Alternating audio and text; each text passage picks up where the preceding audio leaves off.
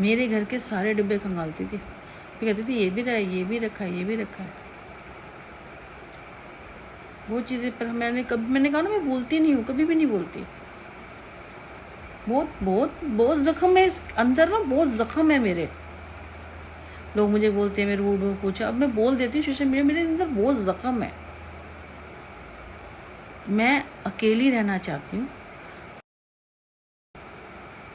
अभी देखो money view से आ रहा था, मेरे लड़के को ना चलो मैं बाद में बात करती हूँ उसकी। मैं बता रही, देखो उसका सब कुछ चला गया था, वो ऐसी हालत में थे, ऐसी हालत में मर गई। उसके बाद देखो फिर भी मेरा दिल कितना बड़ा, जब मैं उसकी वही भाई ना सब ऐसे कर रहे थे, उसकी बहन आई होगी अच्छे थी वो भी, तो फिर उनका करा, फिर मैं आई। मैं तो तुम्हें पता है, मेरे को जब पता चला तो मेरा दिमाग में चीज़ें घूमती गई, मैं वहाँ से तो आ गई। शुक्र करो मैंने उसको नहीं देखा था, तो मेरे दिमाग में घूमती गई। जिसकी फरवरी की बात थी, तो फिर मुझे टेंशन होने लग गई। फिर मेरे पास नंबर भी नहीं था, फिर मैंने नंबर लिया। इन लोगों से मैं बात नहीं करती थी, जो अपनी मेरी जो बड़ी बहन है उनसे मेरी बोलचाल वैसी बनती। किस तरह मैं नंबर लेके आई थी, फिर मैंने 2-3 दिन के बाद फ़ोन किया। मैंने कहा अब क्या करोगे तुम ना। मुझे ये होता है कि देखो अभी जो हो गया फटाफट, मतलब टाइम बिल्कुल क्योंकि बर्बाद नहीं करना। हो गया, अगले टाइम क्या करना है आपने। हो गया ना, हो गया, तू मुझे माफ़ कर दे, मैं तुझे माफ़ कर दूँ, इसका मेरे डिक्शनरी में ये शब्द नहीं है। हो गया, साइड में करो, अब क्या करना है। तो मैंने उसको अगले दिन फ़ोन किया, क्या करोगे। भाई जिम में काम कर रहा था, ये पता नहीं कहीं होटल पे काम करते थे, तो वो इनको खाना दे देता था तो टाइम का बाकी रहने का कुछ नहीं था ऐसा कुछ ना। तो मैंने फिर भी बोला आगे बढ़ के ना, मैंने कहा क्या करोगे। तो मैंने इसको ही बोला, सुनील था ही उस टाइम पे, शायद ये पता नहीं 12 की बात है 13 की बात है। तो फिर मैंने इसे कहा कि एक काम करो कि इसको ना टैक्सी सिखा दो आप। मैंने अपनी जीजे को बोला कि इसको टैक्सी सिखा दो आप, मतलब गाड़ी सिखा दो, 15-20 दिन सीख जाएगा।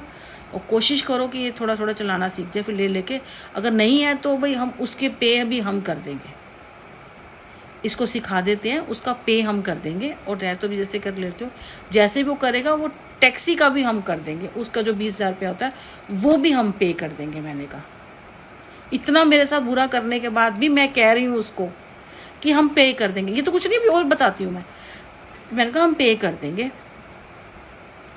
कहते हाँ जी हाँ ठीक है कहता पूछूंगा ये। मैं कहा उससे पूछ लो, क्योंकि मुझे ये था कि ये काम कर रहा है, लड़का शड़का है। देखो आप वो चली गई, पर इस तरह से थोड़ी होगा, मेरे को नहीं पता था ऐसे ही रह रही है।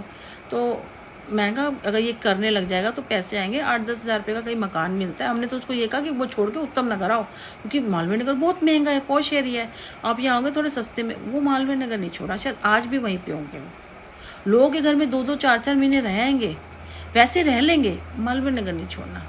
पता नहीं क्या था जो, फिर मैंने कहा ऐसे हो जाएगा तो टैक्सी चलाने लग जाएंगे, कमरा किराए पे ले लेंगे। चलो वो तो चली गई है, ये भी है, थोड़ा टाइम मतलब हो जाएगा हिसाब किताब।